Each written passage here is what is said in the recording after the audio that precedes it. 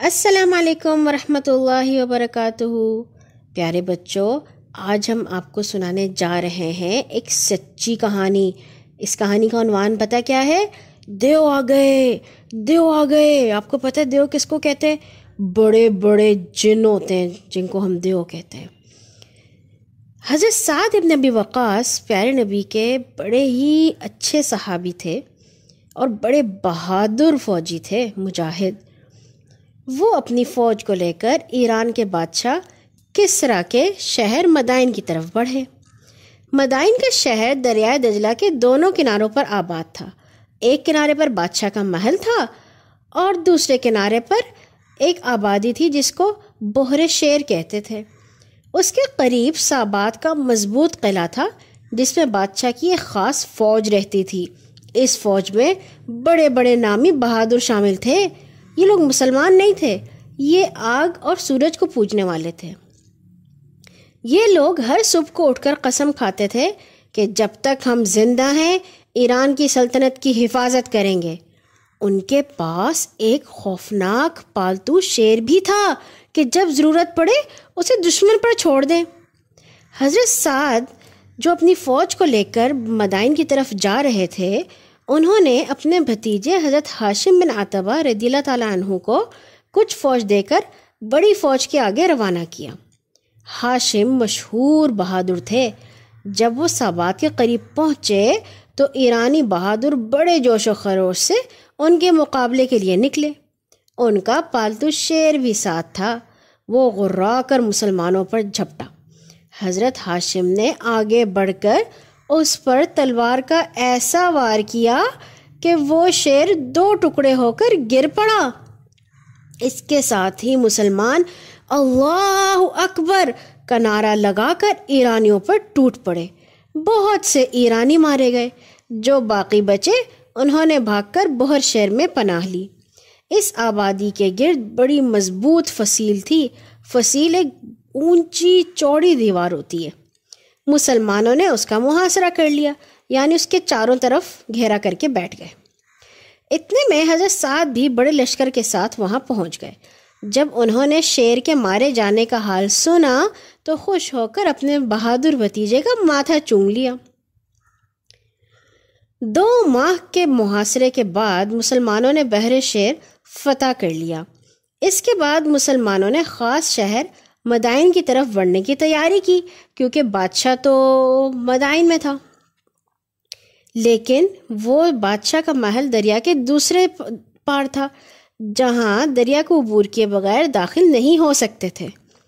اتفاق سے اس سال بہت بارشیں ہوئی تھیں اور دریا میں سیلاب آیا ہوا تھا اور میلوں دور تک پھنکارتا ہوا پانی پھیلا ہوا تھا۔ اور ایرانیوں نے کیا کیا تھا کہ سارے پل بھی توڑ ڈالے تھے اور تمام کشتیاں بھی اپنی طرف لے گئے تھے، اور وہاں انہوں نے دوسرے کنارے پر کئی ہزار تیر انداز مقرر کر رکھے تھے کہ اگر مسلمان مدائن کی طرف بڑھیں تو ان کو تیروں سے مار ڈالیں۔ ایسے خوفناک سیلاب میں گھوڑوں کا تیرنا بھی مشکل نظر آتا تھا۔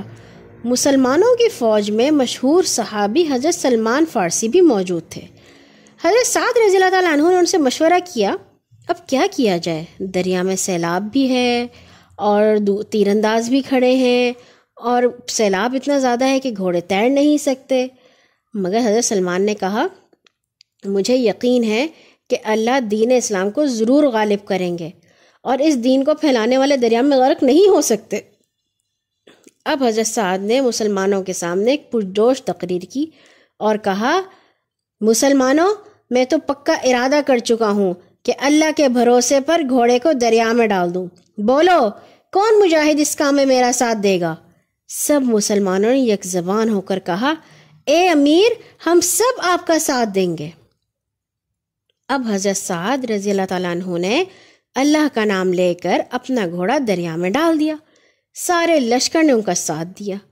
حضرت سعد نے 600 تیر انداز سواروں کو لشکر کے آگے چلنے کا حکم دیا تھا۔ دوسری طرف سے جب ایرانیوں نے مسلمانوں پر تیر برسانے شروع کیے تو ان 600 تیر انداز بہادروں نے ان کو منہ توڑ جواب دیا اور تھوڑی ہی دیر میں ان کو کنارے سے دور ہٹا دیا۔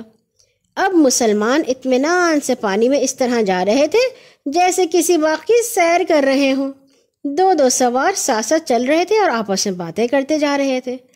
دوسرے کنارے پر ایرانیوں نے مسلمانوں کو اس شان سے آتے دیکھا تو وہی کہتے ہوئے بھاگ کھڑے ہوئے، دیو آ گئے، دیو آ گئے۔ ان کو لگا یہ انسان نہیں ہے، یہ تو کوئی جن ہے۔ اللہ پر مسلمانوں کے پکے ایمان کا نتیجہ یہ ہوا کہ سارا لشکر صحیح سلامت دریا کے پار پہنچ گیا، نہ کسی کی جان کو نقصان پہنچا اور نہ کوئی چیز ضائع ہوئی۔ کہتے ہیں کہ ایک مجاہد جن کا نام حضرت غرقد رضی اللہ تعالیٰ عنہ تھا، دریا میں گر پڑے۔ ان کے ساتھی حضرت قوقعہ نے ان کو فوراً دریا سے نکال لیا۔ ایک دوسرے مجاہد کا پیالہ بھی دریا میں گر پڑا۔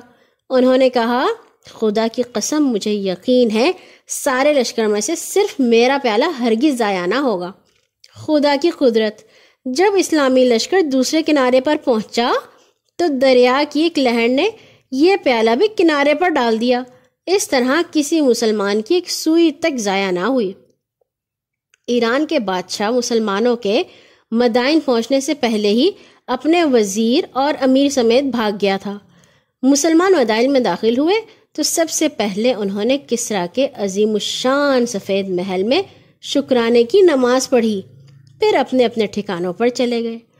دوسرے یا تیسرے دن حضرت سعد نے مسلمانوں کو مال غنیمت جمع کرنے کا حکم دیا۔